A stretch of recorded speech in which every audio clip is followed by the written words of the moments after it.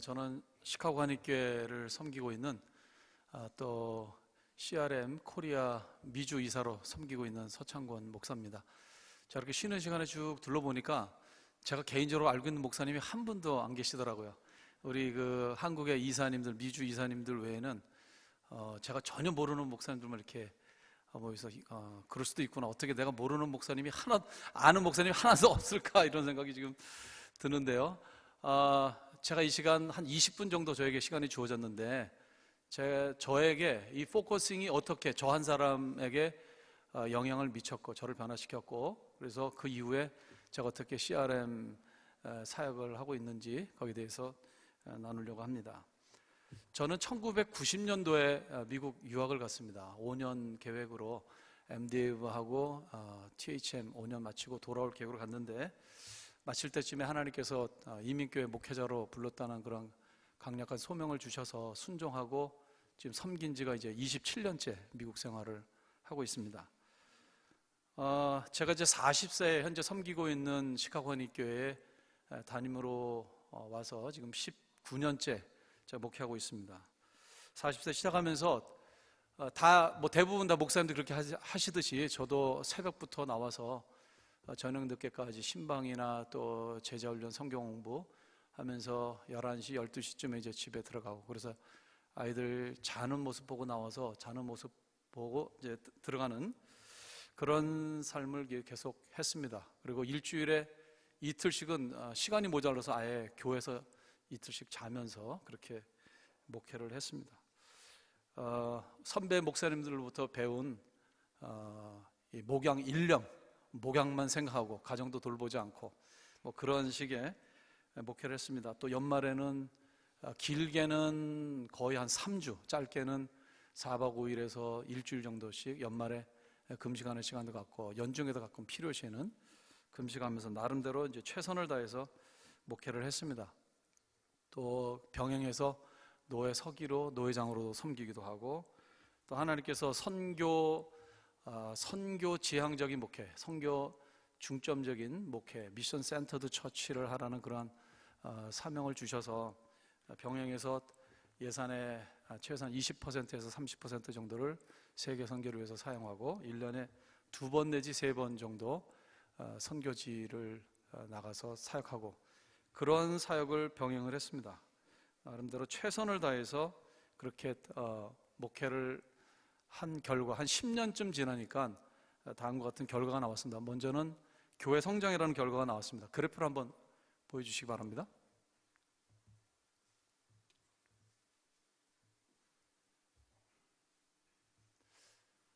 예, 제가 부임하고 늘 그 통계를 정확하게 냈습니다. 저 숫자는 지금 이게 재적 교인 수인데 그 뒤에 거를 한번 보여주시겠어요? 출석 교인 증감표인데요. 예배 이제 2번 내지 3번 예배를 드렸는데, 예배 중복되는 숫자를 다 제하고 실제적으로 예배 참석 인원만 카운트를 계속 해왔는데, 저 빨간 맨 밑에 있는 빨간 표는 우리 성인들 출석 숫자고요. 중간에 있는 그 청색은 아이들 포함한 전체 출석 숫자고, 그 다음에 위에 녹색은 헌금 증감표입니다. 보시는 바와 같이 이제 교인이 늘어남에 따라서 헌금도 같이 같은 그래프 옥션을 그리는 것을 볼 수 있고요. 제가 처음 부임한 교회는 이민교회 중에서는 오래된 교회입니다. 시카고 지역에 한 220개 정도 교회가 있는데, 한인교회가 저희가 13번째로 세워진 오래된 교회고요. 25주년 지났을 때 제가 3대 담임 목사로 부임했습니다. 교회가 성장하지 않고 계속 디클라인을 되고 있어서 성인 출석이 한 70명에서 80명, 또 아이들 포함해서 120명, 130명 정도 출석할 때 제가 갔는데, 교회가 계속 한 해도 빠짐없이 10%에서 20%, 많이 성장한 해는 30% 성장을 이렇게 했습니다. 그 다음에 이제 제가 갈 때는 교회 건물이 없었는데, 교회 건물을 팔고 미국 교회 빌려보고 있었는데, 그 다음에 바로 교회 건물을 구입하게 됐고, 미국 교회 건물이었는데 본당만 있었습니다. 그래서 교육 시설이 전혀 없어서 바로 그 다음에 교육관 증축을 했고요. 또 교회가 계속 성장을 해서 모자라서 교실들을 더 짓고 조그만 half 사이즈 그 체육관을 짓는 증축을 두 번째 2007년도에 했습니다. 그래서 이렇게 교회는 성장을 했지만 저에게 이제 찾아온 게 탈진이었습니다. 한 10년 되었을 때 탈진 증세가 나타났고, 또 나이적으로도 이제 50세니까 이 갱년기 같이 겹쳐서 만사가 이제 귀찮고, 그래서 이 탈진 증세에 관한 책들을 보니까 첫 번째 나타나는 현상이 숏템퍼입니다. 그러니까 참을성이 없어져서 쉽게 화를 냅니다. 가장 가까이 있는 사람들, 가족들한테 쉽게 화를 내고, 또 부교육자들에게 쉽게 화를 내는 그러한 증세가 나타나고, 두 번째 탈진 증세는 뭐냐면은 그만두고 싶은 마음, 사임하고 싶은 마음, 당장 때려치고 싶다, 당장 그만두고 싶다. 이제 하나님 나를 선교사로 부른가 보다, 뭐 이렇게 생각하시는 분들 계시죠. 예. 이게 이제 탈진했을 때 나타나는 현상입니다. 목회자뿐만이 아니라 이 사람을 상대하는 사람들에게 탈진이 나타나죠. 번아웃. 세 번째는 이제 만성 피로죠. 영어로 fatigue라고 하는데, 자도 잔 것 같지 않고, 집중하기 어렵고, 전화 받기도 싫고, 교인 오는 것도 싫고. 시카고 지역은 한 10만 명 정도 됩니다. 한인들이 10만 명 정도 되는데, 거기는 이제 아이들까지 다 포함한 숫자고, 그 다음에 국제 결혼하는 사람들까지 다 포함했기 때문에 그렇게 사실은 많지 않거든요, 한인들이. 근데 교회가 계속 성장했고, 한국도 그렇지만 미주에서 이민교회가 저렇게 10년 동안 한 해도 빠짐없이 지속적인 성장하는 게 시카고 지역에서 특히 거의 불가능한 일이거든요. 하나님의 은혜죠. 하나님의 은혜고, 제가 쉬지 않고 일한 게 플러스 요인이라면 그렇게 되겠죠. 그래서 저 피크에 올랐을 때는 1년에 어른들이 한 150명 정도가 방문했습니다. 한 주에 두세 가정씩. 나중에는 귀찮더라고요. 목사가 교인이 오는 게 귀찮더라고요. 이게 이제 탈진돼서 그런 건데. 또 하나 이제 무서운 게, 탈진 때 나타날 때 무서운 게 뭐냐면은 하나님과 멀리 떠나 있는 겁니다. 그전에는 성경을 읽을 때 은혜가 있고 눈물이 있고, 찬송을 부를 때 가사에 은혜 받고 눈물이 있는데, 점점 그게 이제 메말라져 가죠. 여전히 성경은 보고 기도는 하고 또 말씀은 읽지만은 전혀 감동이 없고 은혜가 없는 그런 상태가 되어버리죠. 또 하나, 제가 탈진하면서, 탈진에 관한 책들은 별로 안 나와 있는데, 제가 탈진 상태에 빠져서 회복됐을 때 탈진이 무서운 것 중에 하나는 분별력이 흐려져서 결정 능력을 잃어버리는 거구나 하는 것입니다. 왜냐하면 우리 목회자는 끊임없이 결정해야 되잖아요. 끊임없이 계획하고 끊임없이 결정을 해야 하는데, 가장 결정을 잘할 수 있는 것은 자신의 컨디션이 최고 상태로 유지할 때 아닙니까? 근데 이제 탈진이 되니까 만사가 귀찮고, 집중도 잘 안 되고, 또 생각도 잘 안 되고, 생각하기조차도 싫고, 뭐 여러 가지 자료도 정보도 수집해야 여러 가지를 놓고 판단을 내리는데, 그런 것들이 이제 떨어지니까 귀찮아지고 안 하게 되니까 자연히 중요한 결정을 이제 잘못하게 되죠. 그러니까 지금 돌아보면 그 몇 년 기간 동안에 제가 결정 내린 것 중에서 잘못 결정을 내려서 뭐 사람을 잘못 쓴다든가, 그래서 그게 어떤 거는 지금까지 이렇게 영향을 미치는 것들이 있습니다.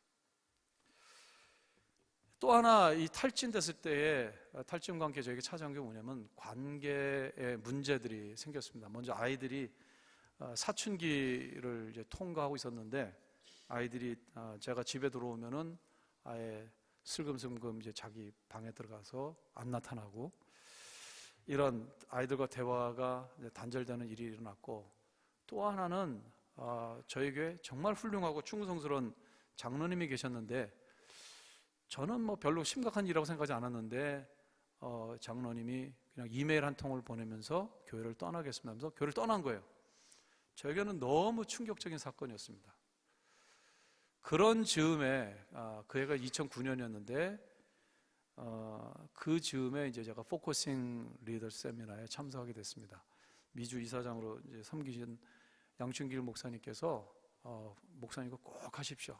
아마 제가 그 GP 이사에 같이 섬겼는데 옆에서 이렇게 보시면서 제가 전혀 포커싱이 안 돼 있는 삶을 사는 것처럼 확인이 된 것 같습니다. 저보고 볼 때마다 포커싱을 하라고.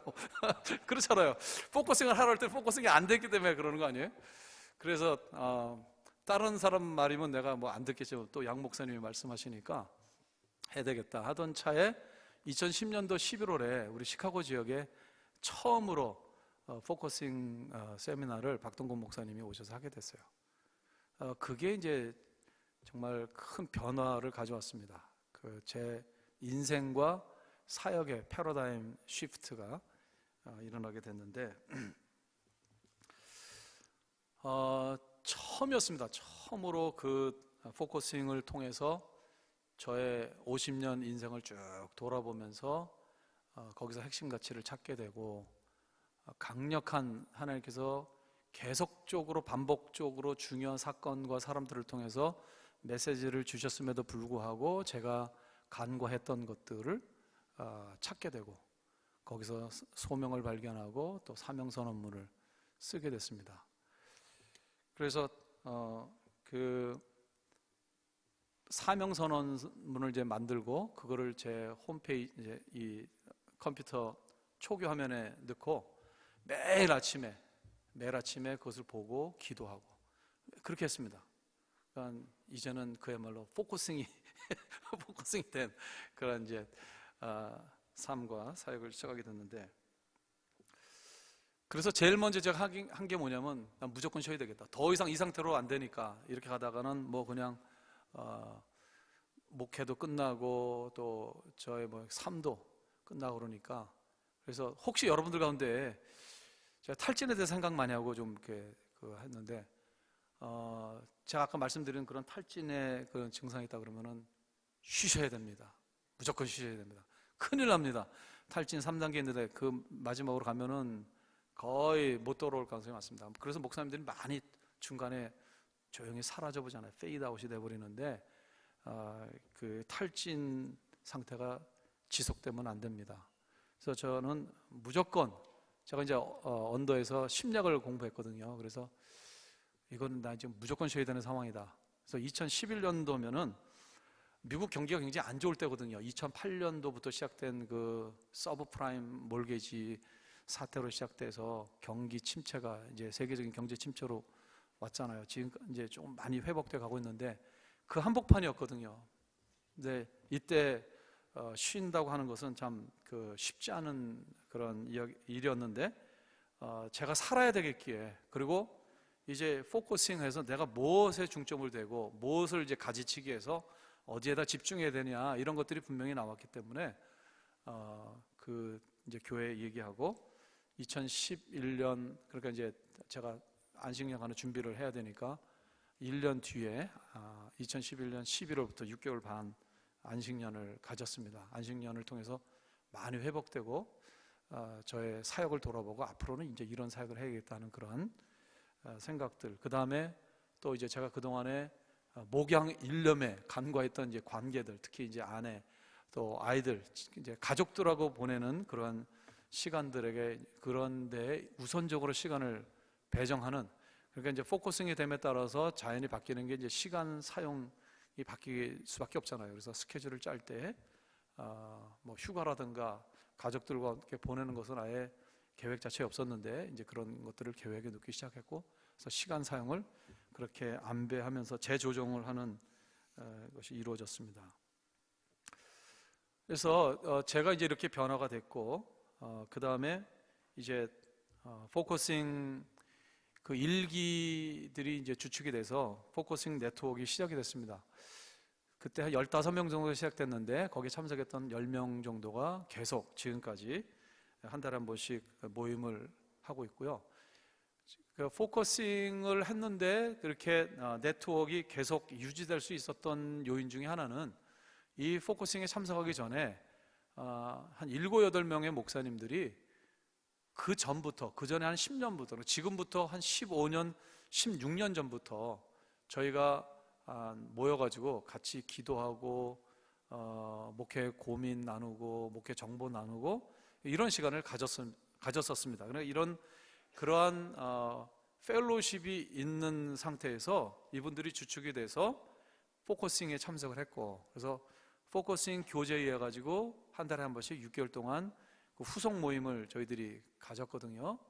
그래서 거기 이제 더 조인이 된 거죠, 몇몇 사람들이. 그래서 10여 명 정도가 지금까지 좀 6년이 지났는데 계속 이 포커싱을 통해서 저희들이 그 모임을 통해서 많은 유익을 받고 있습니다. 모여서 삶과 사역을 나누고 또 목회 정보를 교환하고 또 동료 멘토링이 이루어지고 또 함께 기도하는 시간을 갖습니다. 그리고 1년에 한 번씩은 꼭 1년에 한 번 내지 2번 수양관에 가서 1박 2일로 지내면서 상당히 깊이 있는 대화를 나누는 그런 시간들을 갖고 있습니다. 그래서 그런 결과들이 당장에 나타나지 않지만 시간이 지나면서 나타나는 현상들은 목사님들이 건강해지는 거죠. 목사님 자신들의 개인의 삶과 영혼 육의 균형이 있는 샬롬이 이루어진 그런 건강한 모습을 볼 수 있고, 그것이 가정으로 또 교회로 자연스럽게 확산이 돼서 교회도 이렇게 건강하게 변하는 모습을 보게 됩니다. 그 다음에 저희들이 이렇게 이제 주로 이제 저희 나이 또래들인데 60대이신 분도 이제 몇 분 있지만 대부분 50대가 저희들이 주축입니다. 우리가 이런 것들을 40대 때 했으면 얼마나 좋았을까, 얼마나 많은 시행착오를 겪지 않을 수 있었을까 하는 그러한 깨달음을 갖게 됐습니다. 누구도 그렇게 많은 선배 목사님들이 있었는데 50대, 60대 되신 그 선배 목사님들이 누구도 우리 40대 젊은 목회자들한테 이렇게 한번 해봐라 저렇게 한번 해봐라 하는 멘토링을 전혀 없습니다. 그게 한국의 어떤 그 컬처 아닙니까? 뭐 여기 마찬가지죠? 제가 한국을 떠난 지 오래돼서 그런데 다릅니까? 한국은? 똑같죠? 뭐 한국 사람 어디 가나 뭐 똑같 한국 사람이죠. 뭐 한국에 사나 미국에 사나 미국도 똑같거든요. 그래서 우리가 그러면은 40대 우리 10년 정도 후배 되는 우리 40대 젊은 목회자들한테 우리는 그러면 그렇게 하지 말자, 그런 선배가 되지 말자 해서 40대, 30대 후반 40대 중에서 좀 이렇게 리더십도 있고 똘똘하고 이런 후배들을 저희들이 좀 이렇게 선정을 했습니다. 그러니까 의도적으로 intentionally 네트워킹을 저희들이 만들어줬습니다.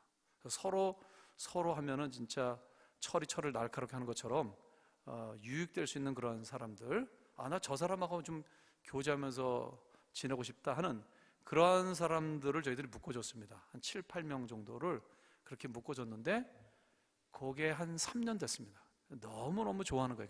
그 굉장히 잘 되고 있고요. 그래서 그 친구들이 지금 이제 나이가 더 든 사람들, 50 초반 된 사람도 있고 이제 40대 50 초반인데 저희들이 이제 또 그런 이야기를 했습니다. 이제 당신들이 30대 40대 초반 또 10년 정도 있는 후배들을 그렇게 여러분들이 네트워킹을 이렇게 해주면 좋겠다. 그렇게 저희들이 진행되고 있고요. 바로 지난달 10월달 초에 시카고 포커싱 목회자 7기 했습니다. 저희들이 꾸준히 1년에 한 번 내지 2번 계속 지금 이 포커싱 세미나를 해오고 있습니다. 박동호 목사님이 오시면은 이제 같이 하고요. 이제 못 오시면은 저와 또 이제 성공회 신부님 한 분 계신데 둘이 같이 이제 포커싱 세미나를 인도하고 있고요. 평신도도 저희 교회에서 2번 했고 사모님들도 박동호 목사님이 한 번 사모들 대상으로 포커싱을 한 적이 있습니다. 그래서 이번에 7기가 한 8명 정도 했는데 6기 하신 분들하고는 저희가 좀 바빠가지고 네트워크를 못 만들어줬습니다. 그래서 요번에 이제 제가 돌아가면 11월 중순부터 6기하고 7기를 묶어서 새로운 네트워크를 또 하나 해나가려고 하고 있습니다. 시카고 지역에서는 이렇게 그 포커싱 그 열매로 맺혀진 네트워크가 그렇게 잘 이루어지고 있고 그렇게 확산돼서 이제는 목회자들이 많이 압니다. 많이 알고 그래서 이제 시간이 되면은 또 다음 이 네트워킹에 포커싱 세미나에 참석을 해서 또 네트워크가 이루어지고 그래서 지속적으로 사역들이 이루어지고 있습니다. 그 다음에 다시 한번 그 그래프를 한번 보여주시겠습니까? 우리 목사님들 교회 성장하고 관심들이 많죠. 왜 저 그래프가 올라갔다가 내려갑니까? 뭐 당연히 교회는 이렇게 사이클이 있죠. 이제 저 정점을 찍었을 때가 제가 아직년 떠나기 전입니다. 2009년도, 2010년도에 정점을 찍었고요. 7, 80명으로 시작한 교회가 계속 성장해서 450명, 한 500명 가까운 성인들이 출석하는 그런 교회로 성장하고. 그 다음 표를 보여주시겠습니까? 앞에 건가요? 예, 재적 교인 수를 보시면 정점을 찍고 줄어드는데 우리 목사님들이 안식을 가지고 싶어도 못 하잖아요. 예, 쉬게 되면 계속 쉬라고 그럴까봐, 그죠? 예. 그래서 저는 제가 살아야 되기 때문에 이거 더 가다가 나는 이제 완전 끝나버린다. 내 인생도 끝나고 목회도 끝난다라는 절박감이 있었기 때문에 제가 만사제천하고 안식년을 했습니다. 그게 이제 2011년인데 그래서 2010년도가 정점을 찍고 안식년을 딱 시작하니까 출석 교인이 10%가 줄었습니다. 그래서 이제 2011년에 줄어들었고요. 그리고 이제 디클라인이 계속 이루어졌고 지난 3년 동안 하나님께서 한 30가정, 굉장히 헌신된 30가정을 타주에 이제 잡 때문에 타주나 한국으로 역이민 이렇게 해가지고 한 30가정이 빠져나간 거예요. 그래서 이게 무슨 메시지지? 하나님께서 왜 이런 일을 그냥 교회 왔다 갔다 하는 사람들이면은 빠져도 표가 안 나지만 굉장히 헌신적으로 일했던 사람들이 빠지니까 헌금에도 영향을 있을 뿐만 아니라 이 사역에 구멍들이 생기는 겁니다. 그래서 저렇게 이제 계속 몇 년 동안 줄어들었는데 하나님께서 이렇게 준비시키고 이제 훈련시킨다면은 또 다른 교회 섬기라고 하나님께서 파송하시는구나 그렇게 이제 해석을 했고요. 그렇게 받아들이니까 마음도 편하고 그리고 그렇게 막 복잡하고 너무 많이 오면 피곤하고 그리고 귀찮았는데 작년 출석 한 300명 정도 아이들까지 포함해서 한 450명 정도 되니까